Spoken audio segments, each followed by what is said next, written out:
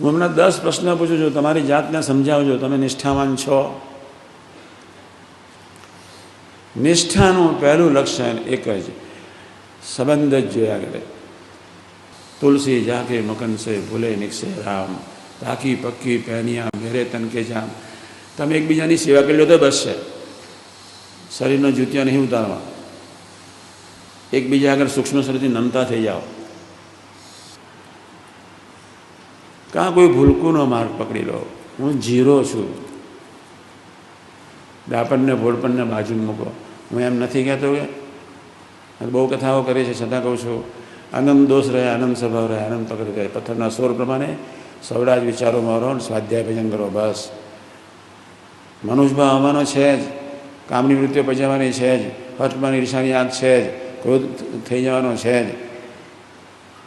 જુદા પડી જાઓ બસ. તમે મારી ભગવાન સ્વામિનારાયણ યોગીમાંથી બહુ મોટી સેવા કરી, પ્રથમ સોર પ્રમાણે જુદા પડી જાઓ. પ્રથમ 18 સિદ્ધ કરી નાખો એટલે પ્રથમ 20 સિદ્ધ. એ તો 4 ઇલકામ લાગેલા છે જ.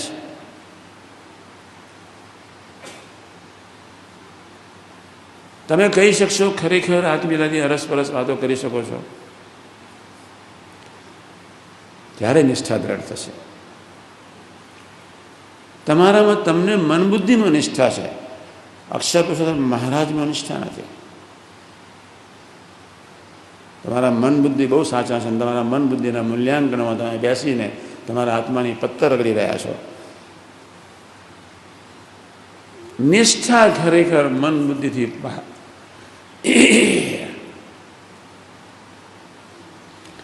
મન બુદ્ધિથી પારની હોય, સ્વધર્મને સુહૃદભાવ સહજ બની જાય.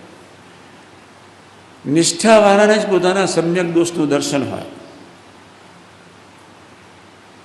નિષ્ઠાવાળો ક્યારે વાટવામાં લસોટવામાં સમજે જ નહીં. નિષ્ઠાવાન પોતાના આત્માને સંત તરફ જ નજર રાખીને દોડતું જ હોય. નિષ્ઠાવાન બીજાને રાજી કરવા જજુમે જ નહીં.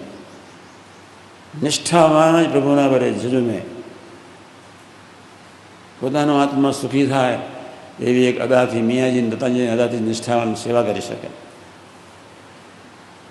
નિષ્ઠાવાન સત્સંગ આખું બ્રહ્માંડ થઈ જાય.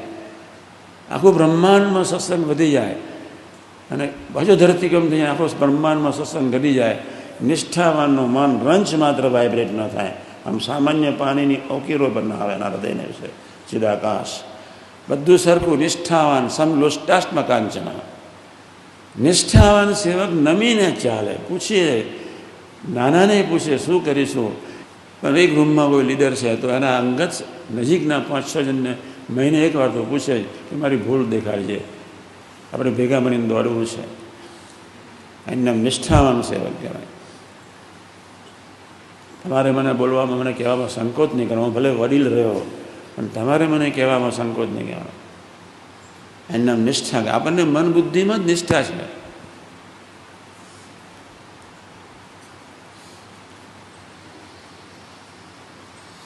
ભગવાન અને સંત અને આત્મા આનંદ સ્વરૂપ છે. આત્મામાં ઉદાસીનતા છે જ નહીં. તમારો કરોડો જન્મનો સંસ્કાર છે. આત્મા આનંદ સ્વરૂપ છે, પ્રકાશ સ્વરૂપ, સત્ય સ્વરૂપ છે, ચીદ એટલે પ્રકાશ સ્વરૂપ છે, આનંદ સ્વરૂપ, સચિદાનંદ. એમાં અક્ષરબ્રહ્મનું શરીર છે. બાપ રે બાપ. અને એ આત્માની પવિત્રતા કરતાં અક્ષરબ્રહ્મની પવિત્રતા, નિર્દોષતા, દિવ્યતા આનંદ ઘણી મોટી છે. એ આપણું શરીર છે. પોતાના દેહમાં વિશ્વાસ. કરોડો ચિત્રો ઉતારી દીધા. દરેક સેકન્ડે તમારું શરીર ક્ષીણ થઈ રહ્યું છે. નોંધી લેજો ડાયરી. સાધુ હરિપ્રસાદ 68 વર્ષના થયા એટલું નથી. તમે પણ વૃદ્ધાશ્રમ તરફ દોડી રહ્યા છો. દરેક સેકન્ડે તમે ક્ષીણ થઈ રહ્યા છો. દરેક સેકન્ડે ક્ષીણ ન થયું તો નિષ્ઠાના બરે જજો બસ.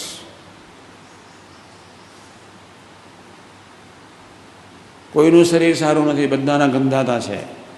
સ્થૂળ બી ગંધાતા છે અને સૂક્ષ્મ બી ગંધાતા છે.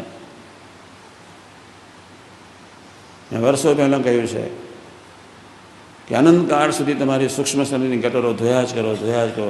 તોય અંત નથી આવવાનો. એને ધોવા પ્રયત્ન જ નહીં કરો. પ્રથમ 16, પ્રથમ 23, મધ્ય 45, જેતલપુર 4, પંચાળા 7, મધ્ય 13 પ્રમાણે સ્વરૂપનિષ્ઠા ગ્રહ રાખીને દોડે જાઓ. સૂક્ષ્મ શરીરના કચરાની કિંચિત કિંચા કરે અને નિષ્ઠાની કોઈ ખબર જ નથી. નિષ્ઠાવાન સૂક્ષ્મ શરીરના કચરાની ચિંતા જ ન કરે. નિષ્ઠાવાન સૂક્ષ્મ શરીરનો કચરો પોતાનો માને જ નહીં. નિષ્ઠાવાન સૂક્ષ્મ શરીરના કચરાથી ઉદાસ ન થાય. નિષ્ઠાવાન સૂક્ષ્મ શરીરના કચરાને ભાયાપુરાના પ્રસંગ પ્રમાણે આમ અડસેલી મૂકે. ભાયાપુરાનો પ્રસંગ યાદ છે જ, બિચારા બોલી શકતા નહીં, વળતા નથી એટલે શું બોલે.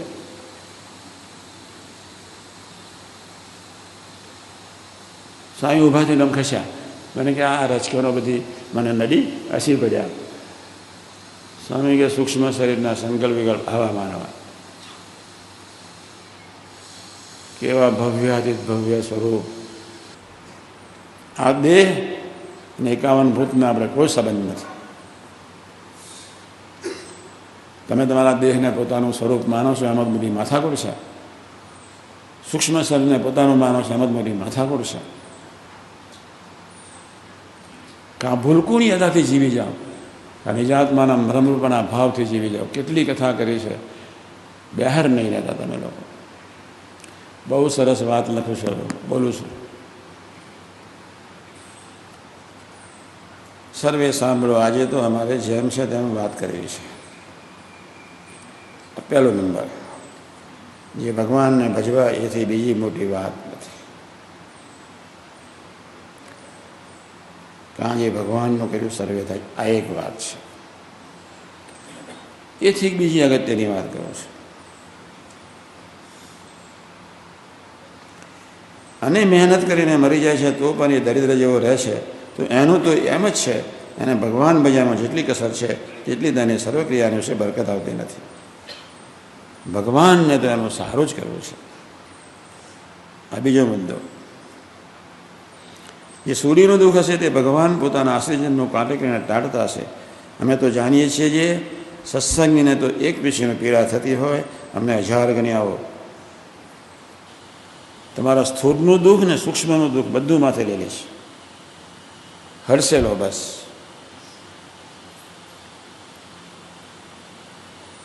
પણ તે પીડાથી હરિભગત રહિત રહો, થાવ, સુખ્યા રહો. એમ અમે રામાનંદ સ્વામી આગળ માગ્યું છે. હવે એથી મોસ્ટ ઇમ્પોર્ટન્ટ માટે અમારી તો નજર એવી છે જે સર્વેનું સારું થાવ અને ભગવાનને વિશે જીવના મનની વૃત્તિને રાખવાનો ઉપાય નિરંતર કરીએ છીએ. એ સારું જે હું તો ભૂત ભવિષ્ય વર્તમાન એ ત્રણેકાની વિશે સર્વક્રિયાને જાણું છું. અહીં બેઠા છતાં પણ સર્વેને જાણીએ છીએ. માતાના ઉદરની વિશે હતા તે દિવસે પણ જાણતા હતા, અને ઉદરની વિશે નહોતા આવ્યા તે દિવસે પણ જાણતા હતા. મહારાજ કે એટલે હું ધ્યાન રાખું છું, 24 કલાક તમારી સાથે છું, જીવ પ્રાણી માત્ર સાથે. નિરંતર ઉપાય કરીએ છીએ. જીવનું રૂડું થાય તે મારે નિરંતર ઉપાય કરીએ છીએ. પછી એમાં પ્રથમ 16 ને 18 પ્રમાણે ન જીવીએ. મહારાજ પછી જય સ્વામી નારાયણ, પછી રોગ મૂકે.